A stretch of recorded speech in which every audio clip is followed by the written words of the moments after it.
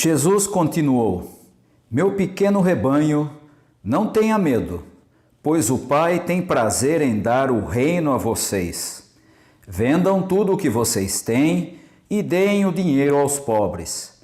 Arranjem bolsas que não se estragam e guardem as suas riquezas no céu, onde elas nunca se acabarão, porque lá os ladrões não podem roubá-las e as traças não podem destruí-las. Pois onde estiverem as suas riquezas, aí estará o coração de vocês. E Jesus disse ainda: Fiquem preparados para tudo. Estejam com a roupa bem presa com o cinto e conservem as lamparinas acesas. Sejam como os empregados que esperam pelo patrão que vai voltar da festa de casamento. Logo que ele bate na porta, os empregados vão abrir. Felizes aqueles empregados que o patrão encontra acordados e preparados. Eu afirmo a vocês que isto é verdade. O próprio patrão se preparará para servi-los, mandará que se sentem à mesa e ele mesmo os servirá. Eles serão felizes se o patrão os encontrar alertas, mesmo que chegue à meia-noite ou até mais tarde. Lembrem disto: se o dono da casa soubesse a que hora o ladrão viria, não o deixaria arrombar a sua casa. Vocês também fiquem alertas, porque o Filho do Homem vai chegar quando não estiverem esperando. No texto imediatamente anterior a esse que nós acabamos de ler, Jesus tinha afirmado que Deus tem um cuidado especial para com os seus filhos. Se você pegar os versículos 22 até o versículo 31, vai encontrar Jesus afirmando aos seus discípulos que Deus cuida de todos e que, por causa do seu cuidado, eles não deviam ficar ansiosos por conta da sua sobrevivência. O texto diz respeito à afirmação de Jesus de que, da mesma maneira que ele cuida dos pássaros, cuida das flores, cuida da sua criação, tem ainda maior cuidado com os seus filhos, com aqueles que são seguidores de Jesus.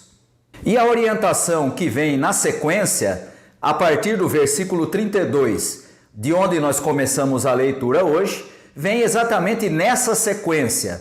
Por isso, Jesus afirma aos seus discípulos: não tenham medo.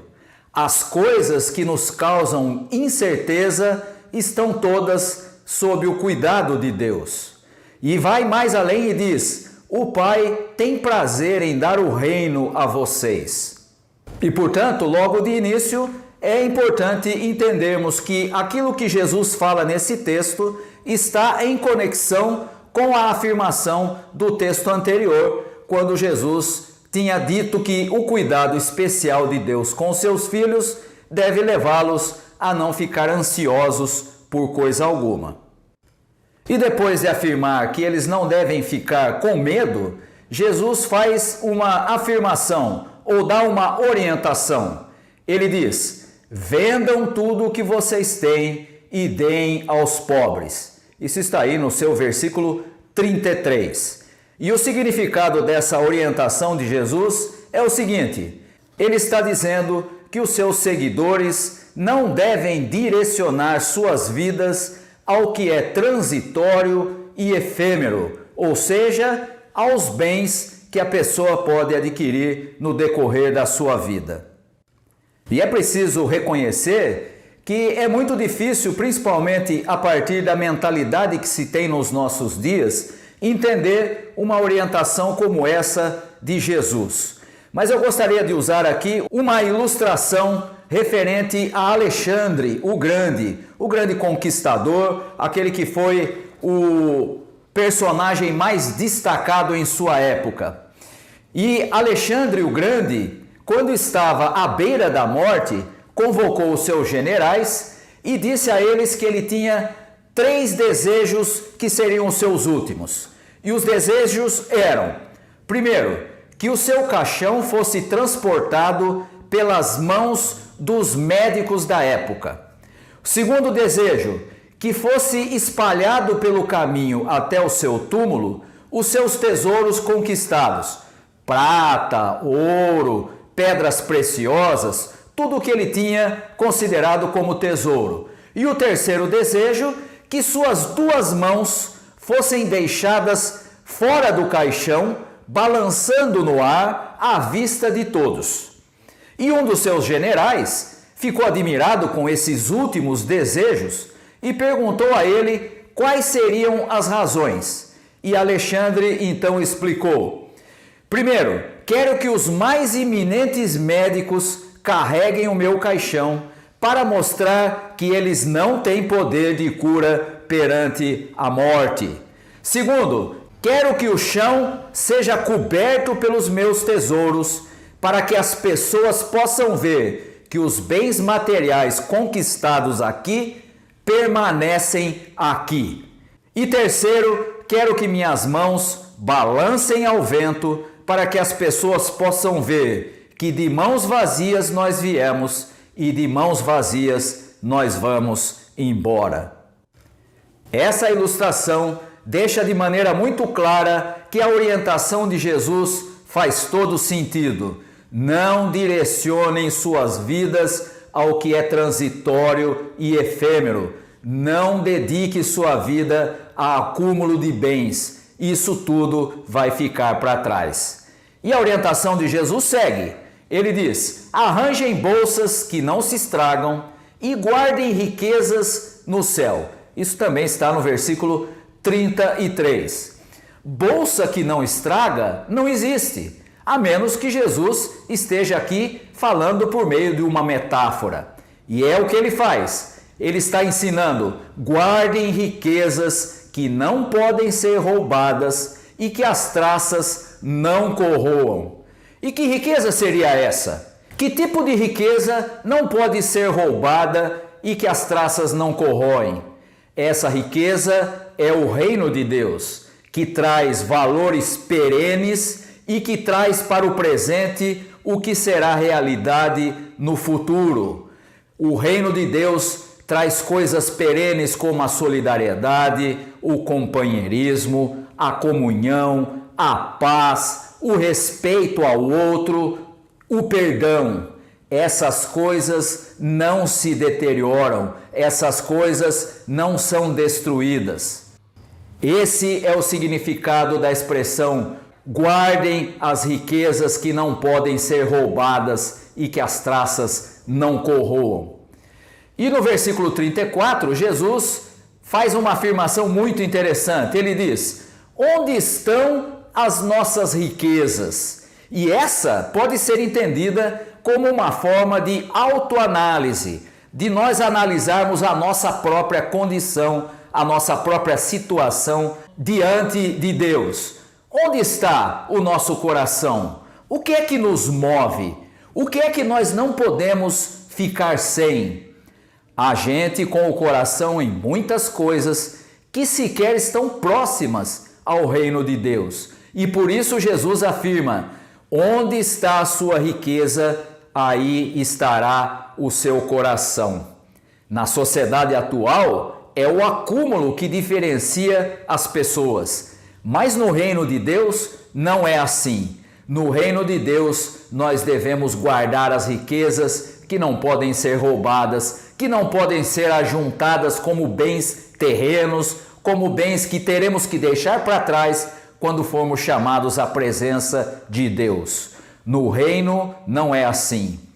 E temos então, a partir dos versículos 35 até o versículo 40, uma parábola contada por Jesus.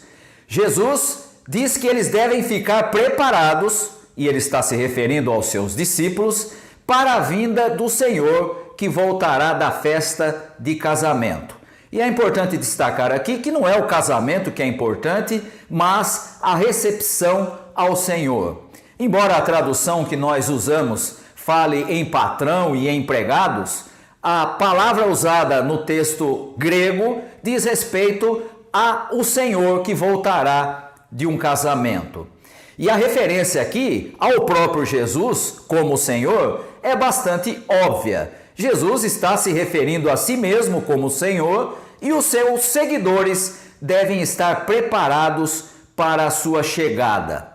Estar dormindo seria o mesmo que estar desleixado com as coisas que realmente importam, ou seja, um desleixo para com o próprio reino de Deus. Mas ao mesmo tempo, encontramos Jesus dizendo que aqueles que estiverem preparados cearão com o Senhor. Isso está aí no seu versículo 37. E aqui a referência é a comunhão dos que participam do reino agora e que se sentarão à mesa com o próprio Jesus. E o texto chega a afirmar que o próprio Jesus vai servir a esses que estão com ele à mesa, o que significa que eles participarão de maneira completa na comunhão com o seu Senhor.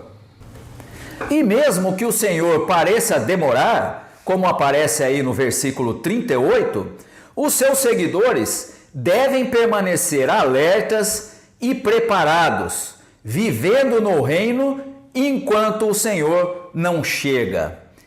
Isso significa que já participamos do reino agora, já podemos manifestar expressões do reino no nosso cotidiano quando nós reproduzimos os valores perenes ensinados por Jesus na proclamação do reino de Deus. Enquanto o Senhor não chega, temos de viver já no reino como se estivéssemos vivendo na presença de Jesus depois da sua volta.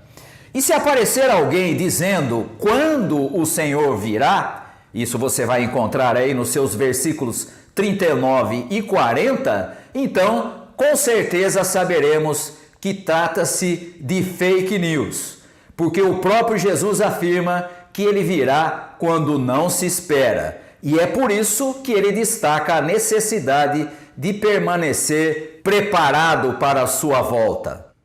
Assim, tendo consciência de que Deus cuida de nós, como vimos no trecho imediatamente anterior a esse texto que lemos, muito mais do que toda a sua criação, aprendamos com Jesus. Não dediquemos a nossa vida às coisas sem importância, como as riquezas que se deterioram e que não podemos carregar quando formos chamados à presença de Deus.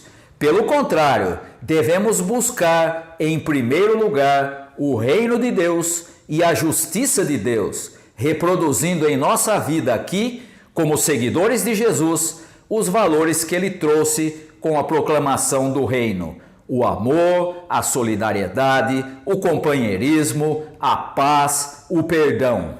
Fazendo isso, estaremos preparados para quando o Senhor vier. E então, como o próprio Jesus disse, ele ceará conosco e nós com ele.